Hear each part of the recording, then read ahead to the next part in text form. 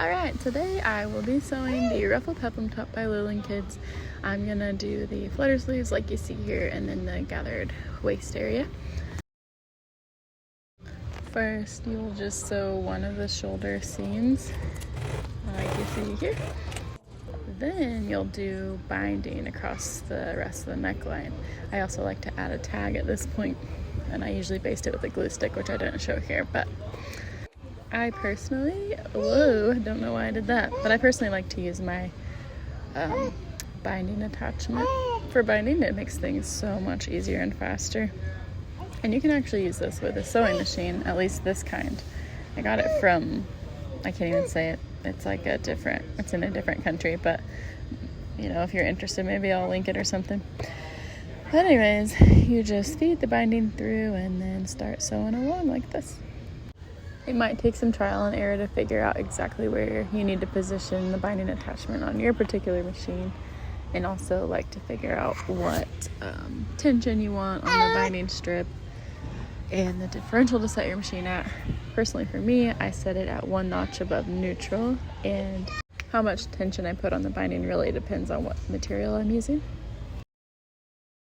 Should look something like this after you have the binding on, even if you do it the other way, like the binding by hand. I like to use a glue stick here to baste the two parts of the binding together. Otherwise, sometimes when you run it through the serger, it'll like kind of offset a little bit, if you know what I mean. And also for my machine, it usually works best if I do the part with binding at the end. So I put that other part in the machine first, and then I will finish off the serger tails here by using a nitpicker. You just kind of thread the tail through that little hook and then pull it through the seam and cut it off. At this point, my little iron was finally heated up, so I went ahead and set the ink on my tag to show like what size it is. And I am also going to be using the iron here to kind of hem these flutter sleeve things. The hem allowance is 3/8 of an inch, so you'll just see me kind of marking that and ironing it up as I go. Excuse my frizzy hair. Should have definitely brushed it before this video, but whatever. Alright, so next you will just hem that in place with whatever method you like. Make sure it's just a straight stitch. I did actually take the thread out of the right needle here, so it was just one line of stitching, because I sometimes think that looks better when it's such a small hem. But then you'll add the basting stitch to those flutter pieces so that you can gather them. And you will want to find the middle of that flutter strip so that you can hook the middle up to the shoulder seam, and then you'll be attaching the corners to those little notches that you drew on the pattern piece earlier. Or if you didn't draw them, some people like cut little notches, you know, however you marked them. Then just keep gathering until it fits and it looks all evenly dispersed. Now, reading the instructions for the pattern, this part kind of confused me, so I'm gonna try not to really speed it up in case it confuses you guys too. But you'll take the arm side binding piece, you're gonna, pin it to the edges of the arm side like this. Then it would have been helpful to also pin the middle, so you could put the middle in the shoulder seam, but I just kind of eyeballed that, stretched it and eyeballed it, and it turned out fine. So do that, and then you will be taking it over to the serger and serging the binding piece, the ruffle, and the arm side all at once. It's a lot of layers to keep track of, and I almost always end up missing a piece of ruffle, but that's where these little tweezer things do come in handy sometimes. You can make sure it's all how it should be and all lining up okay. Then I usually just like to check and make sure I didn't miss any major pieces of the ruffle. This is another part that could be confusing, so I just kind of flipped the ruffle underneath the shirt, with the shirt now facing wrong side up, and then you'll take that binding piece and fold it over the seam. So the seam right now is facing me, and I'm just ironing that binding piece to basically cover it up. Then I go ahead and clip it all along the way. I actually even used a glue stick to kind of stick part of that binding on top of the seam just to make sure it would stay there and stay covered. But Once you have that all clipped up, you're actually just going to be then flipping the ruffle back out, and it will kind of naturally flip that binding around. So you'll see here in a second what I'm talking about. Okay, so see how once you flip that ruffle out, it kind of naturally flips that binding around. So now where the clips, the opening part of the clips were facing you, they're going to be facing away from you if you're using clips. And I ironed that binding kind of in place. This reminds me a lot of how you would use like bias tape in some woven patterns on, like on the arm side part. So if you've done that before, you can relate it to that.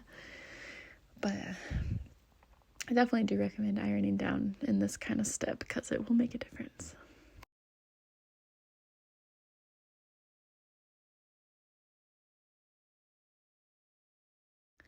Okay, then I actually measured that piece of binding on the other side just to see what the, I guess you could call it, hem allowance would be. And it was like 1/2 inch for me. So then I'm just lining this up where I know 1/2 inch falls on my machine to do the top stitching.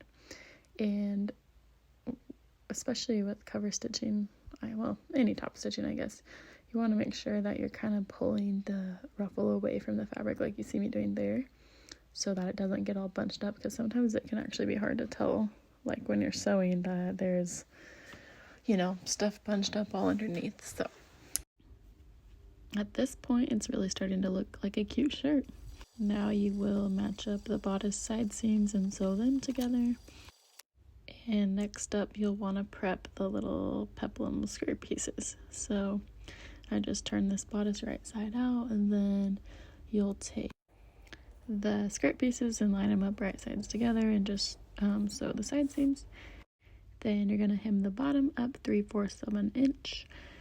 I do actually think it's worth ironing here because it's such a long area to hem, so it usually ends up being worth it in the long run. Then you will just hem away. Again, you can use any type of stretch stitch. If you don't use a stretch stitch, then it could end up looking really stretched out and wavy, and you don't want that. Not to mention, in some cases, not using a stretch stitch with knit fabrics could also make you pop a seam or something, but not so much on a skirt piece. Now back to the sewing machine to sew basting stitches along the top of that skirt piece. You just want to set your machine to its longest stitch length again. Definitely recommend doing 2 rows here. You just start and stop at the side seams.